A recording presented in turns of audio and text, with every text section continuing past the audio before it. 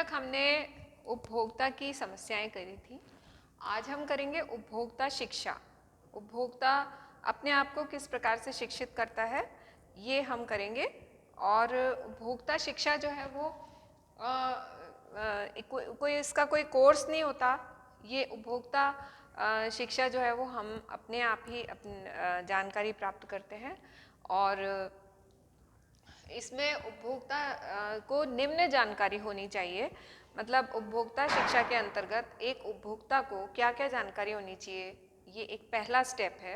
इसमें सबसे पहला है कि बाजार में कौन कौन सी वस्तुएं उपलब्ध हैं, ये मार्केट का उसको अच्छे से अंदाज़ा होना चाहिए। कौन कौन से ब्रांड, कौन कौन से ट्रेडमार्क और कितने मूल्य पर, मतलब उनका क्या मूल्य है, ये सभी जानकारी उसको होनी चाहिए। मतलब कि हम कोई भी चीज़ खरीदने जा रहे हैं तो बिल्कुल ऐसे ब्लैंक होके नहीं जाना चाहिए।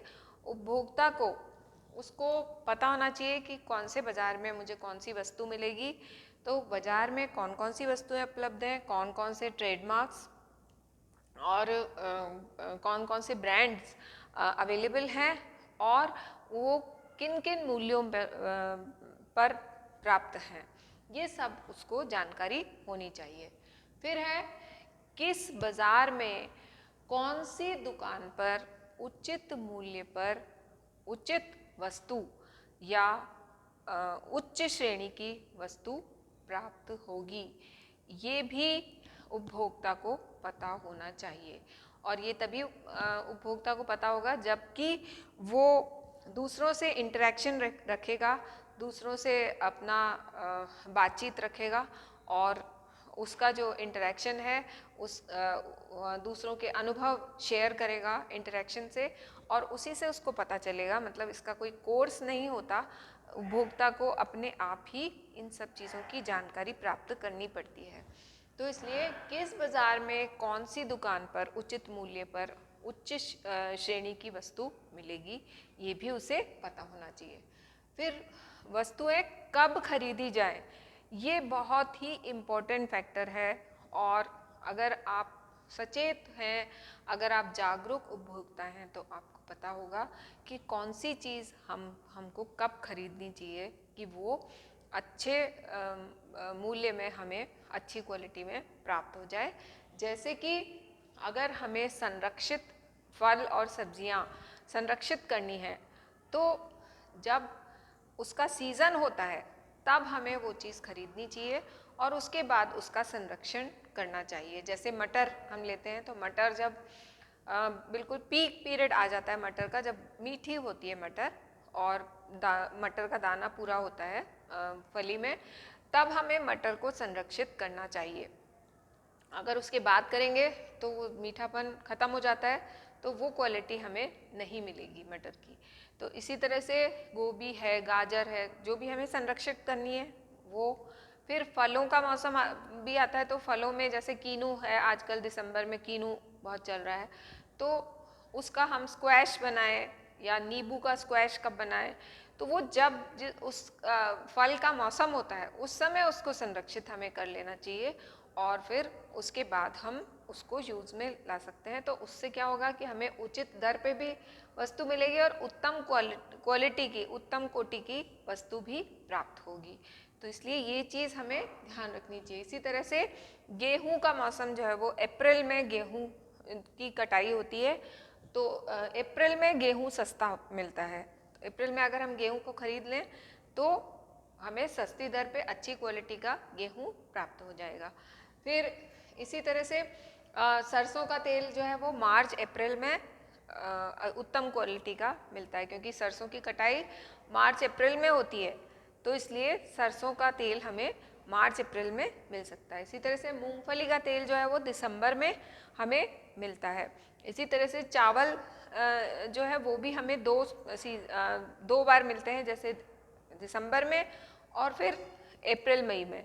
तो इस तरह से जिसकी जब खेती होती है, जब उसकी पैदावार अधिक होती है और कटाई का समय आता है, तो उस समय यदि हम उनका संरक्षण करें तो हमें उचित दर पर, मतलब सस्ती में वो चीज़ मिल जाएगी और उच्च कोटि की वो चीज़ मिल जाएगी। तो इसलिए ये बहुत इम्पोर्टेंट पॉइंट है वस्तु कब खरीदी जानी है, ये बहुत इम्पोर्टेंट पॉइंट है। अच्छा, इसके बाद जैसे कि हम उपकरण खरीदते हैं तो जो उपकरण हमें गर्मी में काम में आते हैं, जैसे कूलर है, फ्रिज है ना, और ये गर्मी में एसी है, और इस तरह से पंखा है, तो ये सब चीज़ें जो है अगर हम सर्दियों में खरीदें तो ये सस्ती दर पर हमें मिल जाते हैं। इसी तरह से जब सर्दियों में जैसे रूम हीटर है, गीज़र है, ये चीज़ें जो हैं वो सर्दियों में महंगी मिलती हैं, गर्मियों में अगर हम इनको खरीद लें तो ये सस्ती मिलती हैं। तो इसलिए जब जैसे सीज़न आने वाला है तो वो सीज़न चेंज नहीं हुआ उससे पहले हम वो चीज़ खरीद लें तो वो हमें उचित दर पर अच्छी क्वालिटी की मिल जाएगी। और अगर ठंड में गीज़र और ये सब हम खरीदेंगे तो हमें ज़्यादा मूल्य अदा करना पड़ेगा। उसके अलावा हमें जैसी जो चीज़ मिलेगी हमारी, क्योंकि वो इमरजेंसी आ जाती है, हमारी रिक्वायरमेंट इतनी बढ़ जाती है कि हमको लगता है कि इसको हमें किसी भी तरह से ख़रीदना है तो हम कोई भी क्वालिटी उसकी ले आते हैं। तो इसलिए ये सबसे इम्पॉर्टेंट चीज़ है कि वस्तु हमें कब खरीदनी चाहिए ये उपभोक्ता को पता होना चाहिए। तो जब तक उसके उपभोक्ता के दिमाग में ये कैलकुलेशन नहीं होगी तब तक वो इंटेलिजेंटली मार्केट में मूव नहीं कर सकता। आप अगर सोचें कि अरे ये तो बहुत कंजूस है, ये तो पैसे बचाता है, तो आपको ये पता होना चाहिए कि जो लोग कंजूस होते हैं वो ज़्यादा इंटेलिजेंटली पैसा खर्च कर लेते हैं बजाय इसके जो लोग कंजूस नहीं होते हैं।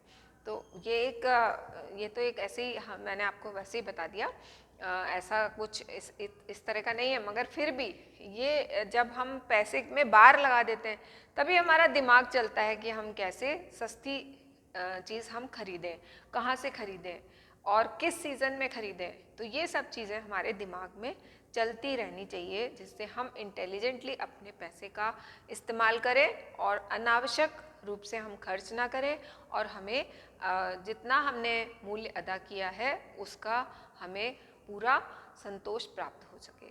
तो इसलिए ये चीज़ हमें ध्यान में रखनी चाहिए। उसके बाद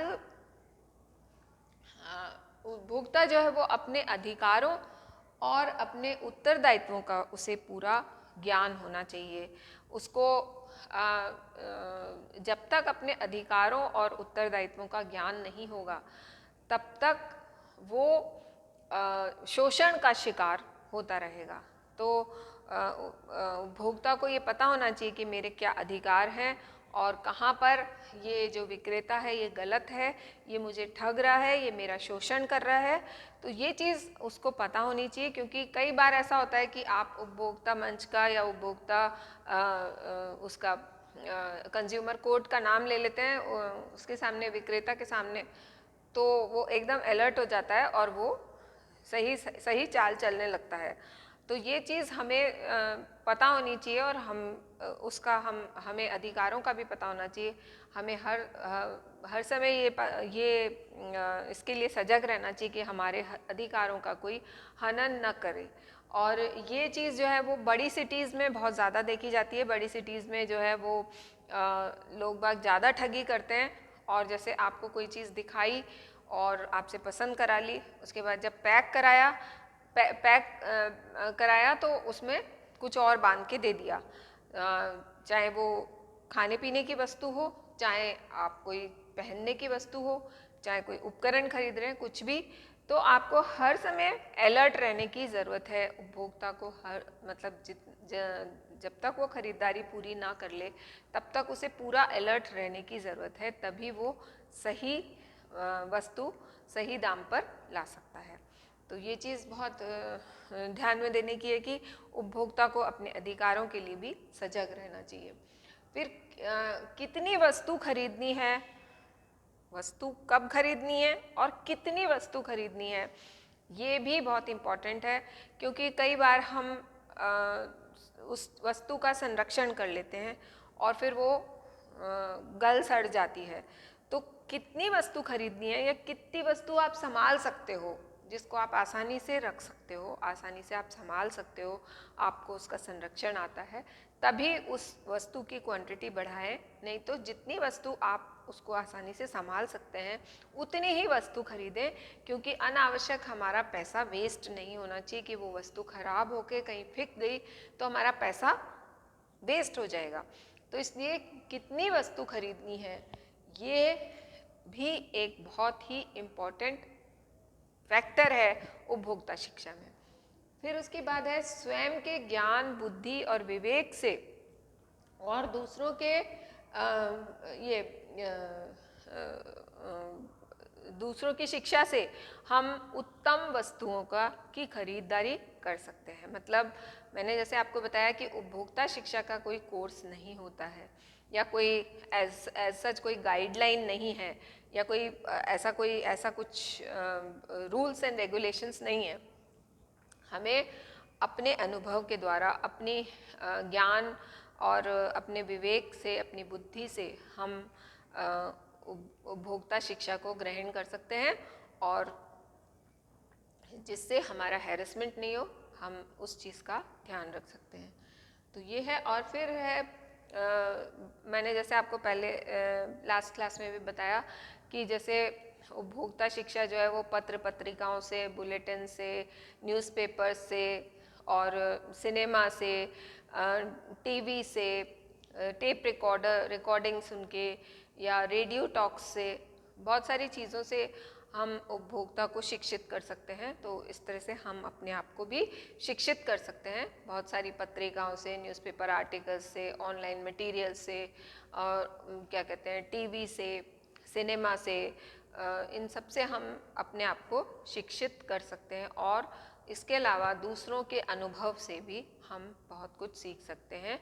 तो ये भी हमें पता होना चाहिए। साथ ही साथ हमें विक्रेताओं के एस्पेक्ट को भी सोचना चाहिए और विक्रेताओं से भी बात करते रहना चाहिए, जिससे हमें उनका पॉइंट ऑफ व्यू पता चले कि वो क्या करते हैं, वो कहाँ चालाकी करते हैं, कहाँ ईमानदारी दिखाते हैं, वो किस तरह से वस्तु को मार्केट में लेके आते हैं और किस तरह से उसको बेचते हैं। तो ये चीज़ हमें पता होनी चाहिए और हम उनसे निरंतर वार्ता करते रहें, निरंतर उनसे संपर्क में रहें, तो भी हमें पता रहेगा कि हम कहाँ पर ठगे जाते हैं, कहाँ पर ये लोग चालाकी करते हैं। तो ये है उपभोक्ता शिक्षा का एक पहला चरण, जिसमें मैंने आपको बताया कि सबसे पहले तो बाज़ार में कौन सी वस्तु कहाँ पर मिलेगी, कहाँ पर उपलब्ध है, बाज़ार में कौन से ब्रांड्स उपलब्ध हैं, कौन कौन सी वहाँ पर ट्रेडमार्क्स हैं जो कि बाज़ार में उपलब्ध हैं, ये सब कुछ हमें पता होना चाहिए। फिर उसके बाद मैंने बताया कि किस बाज़ार में कौन सी दुकान पर उचित दर पर उत्तम कोटि की चीज़ हमें प्राप्त होगी, ये भी हमें पता होना चाहिए। फिर उसके बाद वस्तुएं कब खरीदनी चाहिए, जब वो सस्ती हो और जब हमें उत्तम कोटि की प्राप्त हो, तभी हमें वो वस्तुएं खरीदनी चाहिए। जैसे फल और सब्जियां उनके मौसम के अनुसार, और जैसे उपकरण, गर्मी के उपकरण सर्दी में खरीदने चाहिए, सर्दी के उपकरण गर्मी में खरीदने चाहिए, जिससे कि हमें उचित दर पर वो वस्तु प्राप्त हो सके। और उसके बाद उपभोक्ता को अपने अधिकारों के साथ साथ अपने उत्तरदायित्वों के प्रति भी सजग होना चाहिए। हम अपने अधिकारों की तो बात करते हैं, पर हमारी रिस्पॉन्सिबिलिटीज़ क्या हैं, इन पर हम ध्यान नहीं देते, तो ये भी गलत है। और इसके अलावा कितनी वस्तु खरीदनी है ये भी हमें पता होना चाहिए। हम जितनी वस्तु को संभाल सकते हैं उतनी ही वस्तु खरीदें। और उसके बाद स्वयं की ज्ञान, बुद्धि और विवेक से हम उपभोक्ता शिक्षा प्राप्त कर सकते हैं। इसके अलावा पत्र पत्रिकाएं, टीवी, रेडियो, टेलीविज़न, क्या कहते हैं बुलेटिन्स, ऑनलाइन मटेरियल और न्यूज़पेपर्स और बहुत सारे मीडियाज़ हैं जहाँ पर हम उपभोक्ता शिक्षा प्राप्त कर सकते हैं। और दूसरों के अनुभव से हम उपभोक्ता अपने आप को शिक्षित कर सकता है। तो आज की क्लास यहीं तक, और हमने उपभोक्ता शिक्षा आज की है और जो कंज्यूमर प्रॉब्लम्स थी वो हम कर चुके हैं, और उपभोक्ता शिक्षा का पहला चरण हमने आज किया है। Thank you.